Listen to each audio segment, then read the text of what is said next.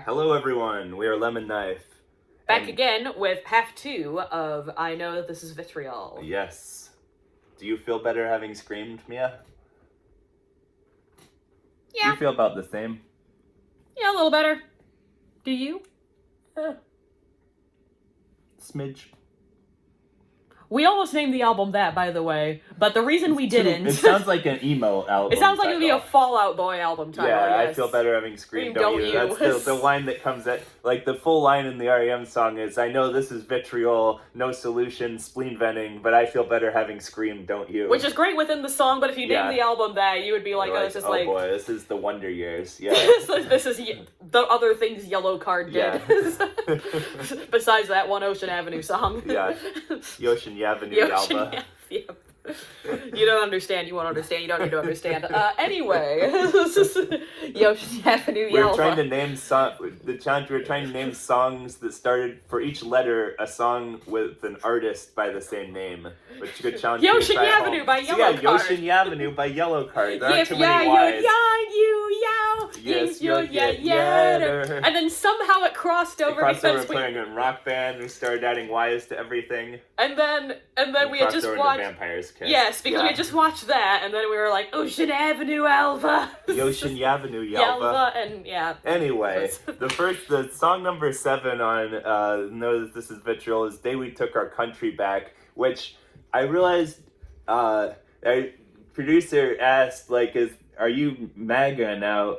It's a weird time to release the song because it's a song about a hypothetical, like, future where we take the country back. It's in 2018 or 2019, but on the other hand, it means we released the song the day we took our country back a year or two after Trump took power. So it sounds like we're talking in the past tense about that. So it's unfortunate in that regard. It's unfortunate timing, yes. Yeah. It's also not that great of a song, but I think it's a solid punk number. It's a solid punk number. We just played it last night at our show at the Exploratorium, and it's a fun one. So it's kind of like the first verse is just like the aftermath of like the people rising up, smashing these MAGA goon type people, and then like the second verse they rise in more power, and because we love our gray areas. In the third verse, they've taken power. We've taken power. We can't solve it. We don't know how to solve everything. And then there's a bunch of other people that are about to rise up and take our power away. So it's an interesting tug of war in that song. I think it makes a good point. And if you listen to the whole song, I feel like you definitely pick up the fact that we're not actually MAGA. No, yeah. I think if you even read like there's like the MAGA hats and the God Hates Fag signs like trampled underfoot. Yes. In a smoldering heap. But yeah, this is a solid song. We just did it live last night, and it was a lot of fun still, Yeah, I think I would swap it a few more places up if I did it now, but I put it at number 36. I put it at number 31. Still very solid, but I think not the best thing we've ever done, for sure. Alright, Thick as Thieves. Thick as Thieves, which I still say is otherwise known as Get Free by the Vines, but no one else believes me when I say that. I just think of it as a direct knockoff. Maybe you're just saved by my drums there. Because, like, with Lost at Sea, I ended up doing a very similar thing to what they did on Psycho. So which is what, similar. Exactly. Here, the drums are complete, like, they're doing a very, like, straight beat, and I'm doing more of that weird tom thing. So it doesn't really sound similar to Get Free at all. Your drums on that one, for whatever reason, I don't even know what reason, kind of remind me of a Quatsa number. I don't know, like, something that would be on Songs for the Deaf. But, like, I don't know. I don't even know if there's a song on that album that does that, but it just makes me think of that. I don't know. Well, I'll take that as a big compliment. I mean, there you go. Yeah. But still. But yeah, I'm not sure what I'm thinking of, but I'm thinking of it. I would probably cut this in, like, more of the stoner rock camp, too, like the desert rock camp and other things we've done. But, but it's also, like, straddling that and garage rock. Yeah, it's an interesting one. I think this is the first one where we really do, like, both of our vocals. Yes. Where it's, like, call and response. We're kind of telling a story, and I think it would be a better song if I was a better vocalist. I think it would be better with, like, a real singer responding to your lines. Well, we're both saying that to each other all the time. I'm still thinking, like, Lemon Knife needs a singer, like an actual singer. That isn't me doing anything. But anyway, John will say no. So, Again, we won't be a duo anymore, so I don't know, I guess it's acceptable. But anyway, and I wouldn't sell yourself short on this because I feel like you sound like the kind of character you're trying to portray, so that's the thing. Yeah. So we're both literally two thieves. And yeah, this one was like, we're thieves. We find this notorious treasure with, that like 40,000 fools have died trying to find, again with the references. So that's, reference Don't Fear the Reaper with the 40,000 every day. Jesus Christ, there's a lot of references. And, at the end, like, I think I cheat on you, my character cheats on your character, and then you murder me, and I'm like, get a parting shot off of you. So we end up being, people 40,000, fool 40,001 and fool 40,002. Yup. And now now I'm wondering if we have the image of our head in our head differently. I picture this almost unfolding like a movie scene. So like when we get in there, we have our hands on the treasure, and then I pull a gun on you. And they were like, hey, you cheated on me before, remember? And I'm about to betray you, and then you're coming back to betray me, and we just both die right there in front of the gems. That's what I have pictured too, except I don't think of my character as betraying you. I think of like, you betray me, well, except in the fact that they cheated on you. Like, I betray you. Well, I guess you're responding in self-defense. You're going to kill me, and then I shoot you just like because you're about to shoot me, and so we both end up dying. So whatever the case, we're both two slimy characters, which I think means your vocals do it perfectly. But, So I should make them more slimy. But yeah, this one's kind of like a sleeper. Like, I always thought of it as like a good song. And I think we did like a live stream, some of my friends filmed back, and then some of them were like, this is the best song on here. Like, maybe I should bring it out more. And it's weird. Sometimes it happens where I think a song that we write is going to be like, all right, this is a really good one. I like this one. And John's like, I don't know. I feel like it's kind of a filler track. And then time goes by, and then John's like, oh yeah, this is really good, actually. This has happened a few times. I mean, it's happened a few times both ways, but this is one of the cases where I think I thought it was very, very solid from the get-go, and then he was kind of like, it's all right. And then it kind of grew and grew and grew from there. It's interesting. But yeah, I really like this one. I put it at 5. I put it at 4, yeah. I like the riff, even though it's get-free. Next up is our strangest song. Yes. This is Humble Economic Proposal, named, for once a non-musical reference, named to be like Jonathan Swift's Modest Proposal. Yes. Because this is the one built around the tax the rich or burn the rich. We don't have a preference, you choose which. It being that those are the only two ways to resolve the problem. But then it's also meant to be like ridiculous enough that like it's not like got a sense serious of humor. song. Yeah. It's very much, I mean, if you heard this, I feel like if you came into us thinking we're a deathly serious couple of people, you would hear that song and be like, Yeah.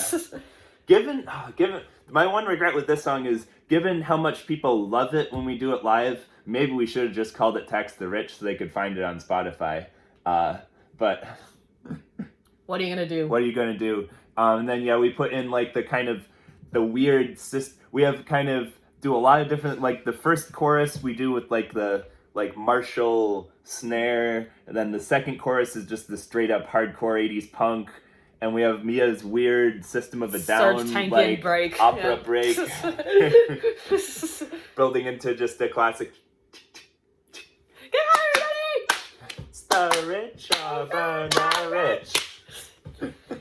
I just kind of call like full Kathleen Hanna on that bit. Yeah. This is always a hit when we bring it out live. I love this song a bit. I really do. So wacky. I always look at the set list and see it coming out, and I'm just like, yes! Yes. Many of them I look down like, oh god, I gotta do this. Oh god, am I gonna mess it up again? But this one is just too much fun. I have this at number 6. Number 2 for me. Ooh. Yep, this is the runner-up to Lost at Sea. So I love this song. Damn it, I just love this song. It's just too much fun. It really is. Yes. Okay, next up Here's is not such a fun song. Yeah, a little lighthearted number. Broken Ankle, Broken Mind. Why don't you tell them about that, Mia? Broken Ankle, Broken Mind. The title I think is lighter than the song. Broken Ankle or Broken Mind. But no, the nugget of the song landed in my head. I remember I was in college, and I don't know, I was dealing with a load of hardship the first several years of my life, so it took me a while to realize just how much crap was going on outside of it. and I came across, like, a disabled person's vigil, and I was like, why do they need to have that? And I realized it's a vigil that's yearly for the disabled people who have been murdered by their caretakers that year. And I was stunned, and I just kind of, I don't know why I was stunned, really, because I should have really known by now humans were crap many times, but when I heard that, and then I remember I kind of took to social media about it. It's like, why does this happen? What is this? This is absolutely, speaking as an autistic person, this is an absolute, like, disgrace. Why do people do this? And people kind of came back, a couple of people came back and responded, well, think of it, from the killer's perspective, like, they've been taking care of this person, maybe they just broke, had enough, or whatever, and then follow that and discover people have murdered disabled people and gotten a lot less of a punishment than people who murdered the non-disabled because of that very logic, like, oh, well, maybe they just had enough, right? Maybe they just, never mind that, or maybe it was in self-defense, which fine, but some of these people are 3-year-olds. You can't, you don't defend yourself from a 3-year-old. The 3-year-old doesn't even know what it's doing, so, like, there is no way you're going to be hurt by the 3-year-old. You're just a crap human that can't deal with it. And then that's the second verse, and then the title in the first verse. And that is definitely something I still take too much of to this day, which is having an invisible disability. The cure for physical wounding is medicine and care. The cure for heavy depression is thought to be fresh air. Just smile through your despair, pretend that it's not there, which is just kind of like, it's been memeified to death, but it's so true. Like, people just telling you, well, why don't you just, get out of bed and do something? Go for a walk, get some sunshine, and you'll feel better. As if that's gonna solve, like, the endless ththings happening in your head at that point. Like, it's not that simple. And you know what? Sometimes you do need antidepressants. There shouldn't be any shame in that if you need them.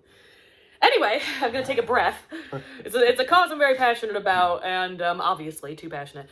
And, John was kind of, I think, give me the reins and I feel like kind of encouraging me to write something like that was a little darker than some things I'd tried in the past, or a little more personal maybe. And this is kind of what came out lyrically. Yeah, I figured, something you care about, you'll probably write something really good. And you did. And I did. And that's the thing about our different lyrical styles. You kind of have this very, like, poetic, often, like, subtle and snarky take on things, and I'm just like, my name is Inigo Montoya, you killed my father and prepare to die, and that's all I gotta say. And then I say it 6 more times until I'm the one that has to, like, stab you in the heart with it. Just like, this is what I mean, this is what I mean, this is what I mean. And you're just kind of more like, well, here's what I think about the situation. And you kind of bring out your cigar or something. Like, and it's like, oh, and there's all these ambiguities. And I'm just like, it's shit! Okay, got it. Well, here's the nuance. Oh, no. And that's kind of the difference we'll always find in our lyrics. If you hear something that's way too overly emotional, it's probably me. And if it's way too overly emotional, obvious, it's me. I mean, most often it's John anyway, but when it's just screaming about something, it's probably me. And you have no doubts as to what you're talking about. If it's violent and unambiguous, it might just be me. I don't know. I think it's pretty violent too, but anyway. So yeah, and the riff for this is killer. Another kind of like somewhat like 90s heavy riff. The like dang dang dang dang dang dang dang. I mean, once again, kind of something I mentioned in a previous video. Sometimes when I feel a strong emotion, it does get accompanied by some kind of musical motif, and that was that one. And I kind of extended it, and it's just like I so often do. I kind of knock off Muse and kind of thinking of Stockholm Syndrome, that kind of a thing. I still feel my vocal delivery a little weird as coached by CJ and I think John, where it's like a lot more subdued than I felt like it should have been, but then I kind of thought of the chorus of Stockholm Syndrome, except for the very end of it, where it's very floaty and falsetto-y, and he's still talking about being a captor. Yeah. I'm just like, okay, yeah, no, that does work, doesn't it? Yeah, and then kind of a lot of, like, various things, like the bridge, I think we're kind of inspired by, like, digging for something. Right. Where it's, like, that kind of, like, the guitar is doing things and the drums are building up behind it, like, leading back into it. That's definitely one where you're the lead instrument and I'm the rhythm instrument, and I love the way that works out. On the bridge, yeah. On the bridge, yeah, that's what I mean. And then, yeah, those kind of, like, the one thing directly taken from something else is the, like, the stop and start things, like, between the first and second verse and at the end is, like, that's like basically the exact idea from like "Why Do You Love Me" by Garbage. Oh yeah. It's like, that's really good. We kind of have a similar riff. I bet that would sound great with just a bang, bang, bang, bang, bang, bang, bang, bang, bang. And it did. It's a nice blend of 90s, thousands influences, and then that lyric over top, I think is one of our more intense numbers, and I like it. For some reason, on the verses, the beat that fit best was almost this kind of, like, dancier, like it's kind of similar to There's No Other Way by Blur. Oh, I hear that. Yeah, like... now you mention it. It's weird because it doesn't seem like that would be what would fit there, but it was just kind of what fit. Great sentence. It's kind anyway, I have this at number 8. I got it at number 14. Great song. Yeah! Alright, let's end on 2 ones we have lower rated. Yeah. This first one is You Can't Shrug Your Way to Valhalla. This is great title. Yeah, this is the guitar song on this album. It's weird. I think there's been at least one band who heard that song and were like, this song's really good. And I'm just like, it is? Yeah, I mean, it's solid. This is one I think I bring down this song hugely. Do you? Yeah. I don't think so. I think my backing vocals are terrible, and I think my drums aren't very good either. I don't know. I like the backing vocals that come in with the musical choruses at minimum, because I like what we did there with, like, you being a bunch of different voices and people, which is a cool, like, bar effect. Yeah, that's alright. At least on the album, it's like a gang vocal. Well, we should have had CJ add some vocals as well to that. Oh, yeah. At the time, we were probably having it just thinking of it in terms of we're the only people that can be on it.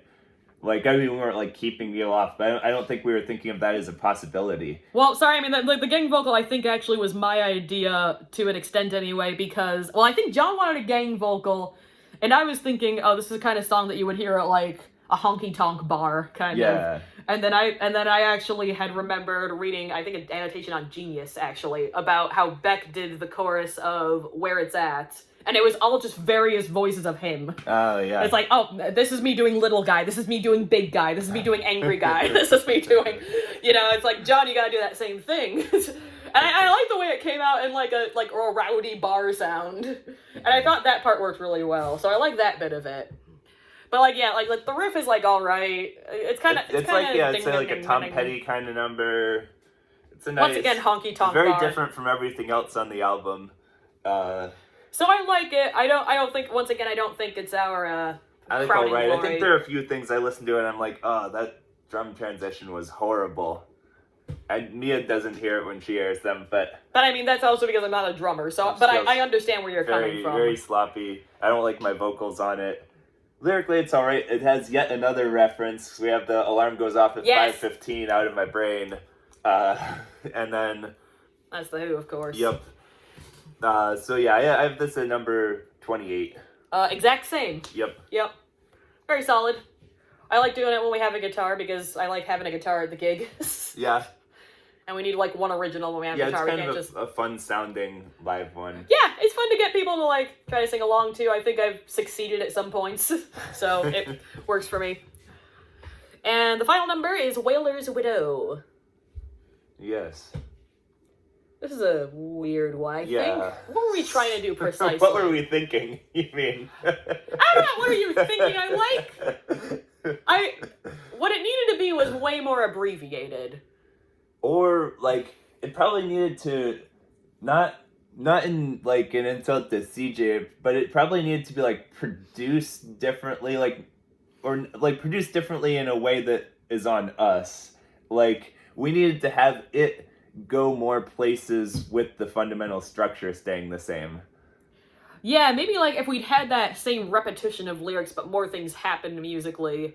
But then I guess we were thinking very much at the time, or I certainly was, of like, oh, we kind of want to do this live as faithfully as possible. So whatever we do in the studio, we should be able to do live, which clearly we let go of later. We threw that out the window by the next album, yeah. Like, I mean, we could still do a fair amount of the next album live, but yeah, it's not going to sound like it does in the studio. Yeah. We have like a million things going on track one. Yeah, it's kind of like, this song, in case you haven't had the displeasure of hearing it... Wow. It's not that bad. Is like the first like minute is kind of this one like beat and bass sound with like kind of the one line repeated over and over, and then the last 3 minutes are like a different drum beat and bass sound and a different set of lyrics repeated over and over. And that's really just it. Yeah. And there's a little drum build up at the end. Even that I felt came out kind of sloppy on the record. I think like we were trying some new things here, and I mean, I certainly tried to have some things in mind because I was trying this weird effect on my bass pedal, this very reverby delayed, and I think for my vocals I was trying to be a lot more or less annoying or more subdued than I usually am, and I was thinking of Sprawl 2 on those vocals. Oh yeah, I was thinking Arcade Fire. So I think that came right. You said that one of us first. said it to the other about like it's Arcade Fire, and then it's like, well, I gotta be Regina then. Yeah. Or try to be Regina. I'm not Regina, but you know what I mean. Yeah, it's kind of going like lyrically. I was going for kind of an Arcade Fire type thing where it was like technology and is it worth it? So it's kind of in Sung's Whaler's Widow. It's like Mia is the whaler's widow. Like her husband is out at sea somewhere hunting whales in dangerous conditions. May well be dead. Yeah. And like it's all kind of to bring back the oil needed for the lanterns. And so like the repeated thing like in the second half of the song is like was the cost ever worth the light? And so it's kind of like the technology thing. I mean, I'm generally more on the side of technology anyway, so I don't know, maybe it's aping Arcade Fire too much. I have this at 37. 34 for me. This might be my lowest ranked like studio album song, like not on our quarantine EP. That'll be our next video. That'll be a fun one. That's gonna have some low rankings. And some great ranting from me, I'm sure. Oh yeah, especially about my own contributions. And me defending Mia from herself. And then me defending you from yourself in return, so it all works out in the end, doesn't it? Anyway, that is Thanks for tuning in. I know this Vitriol. We both love this album. Despite what we just said about the final song. The final song, yeah. Most of these, there's a good like 6 or 7 songs that are like staples of our live set, so fantastic ones. Listen to it if you haven't. I guess we can't call our own album fantastic, but fantastic within our context of our discography. I don't know. Go listen to it. It's great. Goodbye. See you next time. You're not listening to it. Fuck you.